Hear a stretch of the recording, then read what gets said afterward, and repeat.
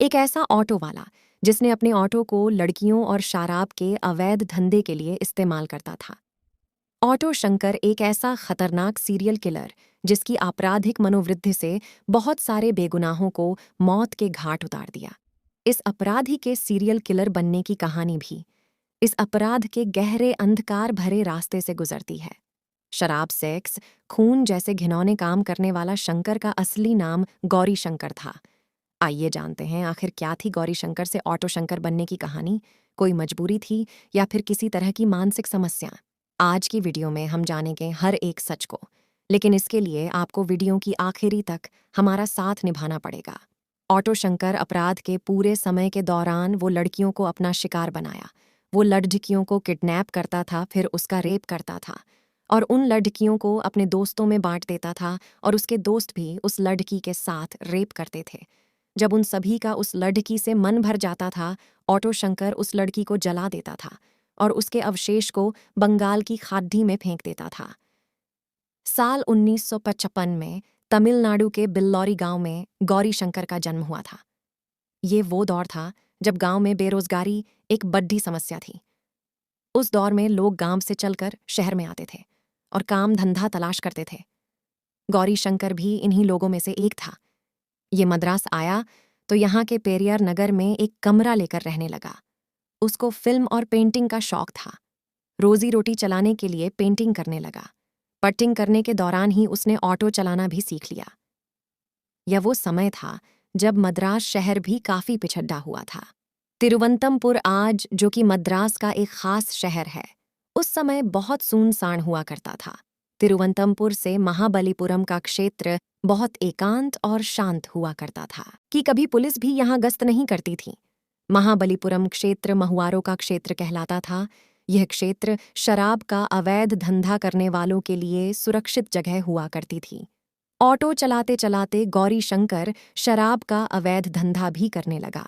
राजनीति एक ऐसा क्षेत्र है जिसके हर छोटे बड़े फैसले का असर आम इंसान की जिंदगी पर होता है। 80 का दौर कुछ ऐसा ही बदलाव का दौर था। तमिलनाडु की तत्कालीन सरकार ने राज्य में शराब को बैन कर दिया। शराब पर बैन एक बार नहीं बल्कि 2 बार लगाया गया। इसका नतीजा ये हुआ कि वैध शराब का काम बंद हो गया, लेकिन अवैध रूप से शराब का धंधा करने वालों की चांदी हो गई। शराब का डिमांड बढ़ गई और पुलिस से सेटिंग करके या पुलिस से बचते बचाते काम करने पर पैसे ज्यादा मिलने लगे। इसका फायदा गौरी शंकर ने भी उठाया। तिरुवनंतपुर के सुनसान इलाके में शराब के अवैध ठेके लगने लगे और गौरी शंकर ऑटो में शराब की सप्लाई करने लगा। उस दौर में गौरी शंकर का नाम इसलिए भी लोग जानने लगे क्योंकि वो उस क्षेत्र में सबसे ज्यादा अवैध शराब की सप्लाई किया करता था। ऐसी स्थिति में ऑटो वालों पर उस समय कोई शक भी नहीं करता था। शराब को वो खुद ही बेचा करता था। पैसों की कभी कमी नहीं रही। इसके बाद फिल्मों का शौक भी उसे चार रह गया, लेकिन इस शौक के साथ साथ एक और शौक उसने चढ़ा लिया और वो शौक था औरतों का। कल तक ऑटो में केवल शराब की सप्लाई करता था, अब लड़कियों की भी सप्लाई करने लगा। इसके बाद धीरे धीरे मद्रास के हाई सोसाइटी में उसकी पहुंच और पकड़ बढ़ने लगी। आगे चलकर ऑटो शंकर ने अपना एक ऐसा गैंग बना लिया जो शराब के अवैध सप्लाई के साथ साथ लड़कियों की सप्लाई किया करता था। हाँ, उसके इस गैंग में उसका अपना एक भाई मनोज उसका राइट हैंड हुआ करता था। इसके अलावा शिवा और एल्डिन उसके प्रमुख साथी थे। उसके गैंग में लगभग 10 लोग थे। पेरियार नगर इस तरह का अवैध काम बड्ढे ही संगठित तरह से चलने लगा। ऑटो शंकर और उसका गैंगे पेरियार नगर के झुग्गियों में इस तरह के काम करने लगे कि धीरे धीरे शासन प्रशासन उसके इस हरकतों से तंग आने लगा। आगे चलकर उसका ये धंधा इतना ज्यादा बढ़ गया कि इसकी एक और ब्रांच मद्रास के साउथ एरिया में मौजूद एलपी रूट की एक लॉज में खोल दी गई। इस काम में इसका साथ कुछ पुलिस वाले भी दे रहे थे जो साथ ही मिले हुए थे। इसके बाद गौरी शंकर को वहां भी के बड़े ऑफिसर, नेता और राजनेता भी जानने लगे। इसके पीछे कारण एक ही था कि गौरी शंकर उन लोगों को भी उनके डिमांड के अनुसार शराब और लड़कियां सप्लाई करता था। गौरी शंकर ने मद्रास में अपना काम कुछ इस तरीके से जमा लिया था कि उसे लगने लगा था कि अब तो मद्रास में कुछ भी कर सकता है। मद्रास को अपने बाप की जागीर समझने लगा था। फिल्मों का शौकीन था, इसके साथ साथ डांस का भी शौक लग गया। उसके मन में औरतों और लड़कियों के साथ छेड़छाड़ की भावना बढ़ने लगी। इतना ही नहीं, अब उसके भीतर बलात्कार की प्रवृत्ति भी जागने लगी। वो कई खतरनाक अपराधों को अंजाम देने लगा। इसके बाद शंकर की तरक्की का ग्राफ नीचे आने लगा। क्यों? कि उसका मन अपराध के लिए तैयार हो गया था।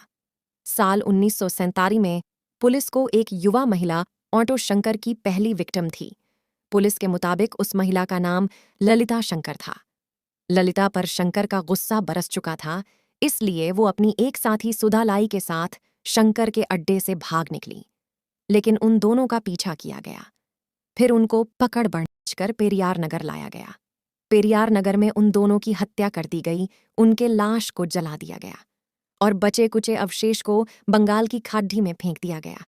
इसके बाद ऑटो शंकर का अगला शिकार बने मोहन, गोविंद राजा और संपत। इन तीनों ने एलपी रूट लॉज से कुछ महिलाओं को ले जाने की कोशिश की। इनका झगड़ा ऑटो शंकर और उसकी गैंग से हुआ। इन तीनों की पीट पीट कर हत्या कर दी गई। इनके लाश को वहीं जला दिया गया और वहीं दफना दिया गया। इसके बाद ऑटो शंकर ने एक रवि नाम के लड़के की भी हत्या की। 24 दिसंबर 1987 को इंदिराजी रामचंद्र का निधन हो गया। तमिलनाडु की राजनीति में उछल-पुथल हो गया। जनवरी 1996 से 1979 के बीच राज्य में राजनीतिक संकट बना रहा। प्रशासक बदले तो लोगों की उम्मीद भी बढ़ गई। जो शंकर पुलिस के हाथ नहीं लग रहा था। पीड़ित पक्ष शंकर की शिकायत लेकर तत्कालीन राज्यपाल पीसी एक्सटेंडर के पास पहुंचे। राज्यपाल ने पुलिस महानिरीक्षक को तलब किया और पुलिस महानिरीक्षक बफर अली को एक नई टीम गठित करके दी और किसी भी कीमत पर शंकर को पकड़ने की हिदायत दी गई। पुलिस की टीम में तिरुमलाई जिले का एक कांस्टेबल भी था, जो शंकर के काफी करीब था। उसने जो भी सूचना दी वो पुलिस के टीम के काफी काम आई। उसी की सूचना के आधार पर शंकर को पकड़ लिया गया। शंकर के घर को जब पुलिस ने तलाशी ली, हैरान रह गए, क्योंकि साल 1988 में शंकर के घर में 3 लोगों के कंकाल मिले। शंकर के पकड़े जाने की खबर जंगल में आग की तरह फैल गई। मीडिया इस मामले को काफी पॉजिटिव तरीके से हैंडल किया। मीडिया की तरफ से ही गौरी शंकर को एक नया नाम मिला, ऑटो शंकर। शंकर के जुर्म में जो पुलिस वाले शामिल रहे, उन सभी को तुरंत सस्पेंड किया गया। शंकर को मद्रास की जेल में शिफ्ट किया गया, लेकिन वहां से अगस्त 1990 में भाग गया। उसे भागने के प्लान में जेल विभाग के कुछ कर्मचारी भी शामिल थे। हालांकि कि बाद में उसे उड़ीसा के रामकोला से पकड़ लिया गया। शंकर के भाई मोहन सिल्वा, जेल के कर्मचारी रहीम खान और करण वल्म को आपराधिक षड्यंत्र रचने के सिलसिले में 6 महीने की जेल की सजा सुनाई गई और शंकर को कोर्ट में पेश किया गया। अपने पेशी के दौरान शंकर ने बचाव में जो बात कही, वो काफी हैरान कर देने वाली थी। उसका कहना था कि उसने जितने भी जुर्म किए उसका कारण फिल्में हैं।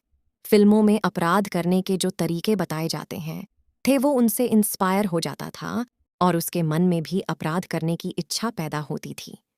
वो फिल्मों के सीन में इतना खो जाता था कि वो हकीकत और पिक्चर में फर्क ही नहीं कर पाता था। हालांकि उस समय के पुलिस अधिकारी ने भी इस बात को माना कि मानसिक समस्या है, जिसमें इंसान को वर्चुअल और रियल मोड के बीच में फर्क भूल जाता है।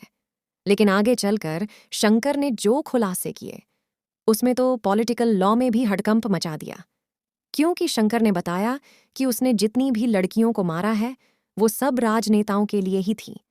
हालांकि उसके इस बयान पर पता नहीं क्यों सिस्टम ने ध्यान नहीं दिया।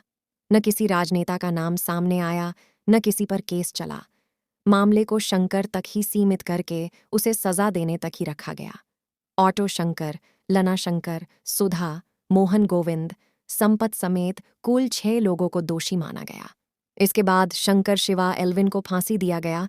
बाकी आरोपियों को उम्र कैद की सजा सुनाई गई। 27 अप्रैल 1995 को सेंट्रल जेल में फांसी दे दी गई। आपको क्या लगता है, आखिर राजनेताओं के नाम को क्यों सामने नहीं लाया गया? कमेंट बॉक्स जरूर अपनी राय दें। कमेंट बॉक्स में अपनी राय जरूर दें और वीडियो इन्फॉर्मेटिव लगे तो लाइक और सब्सक्राइब करना ना भूलें।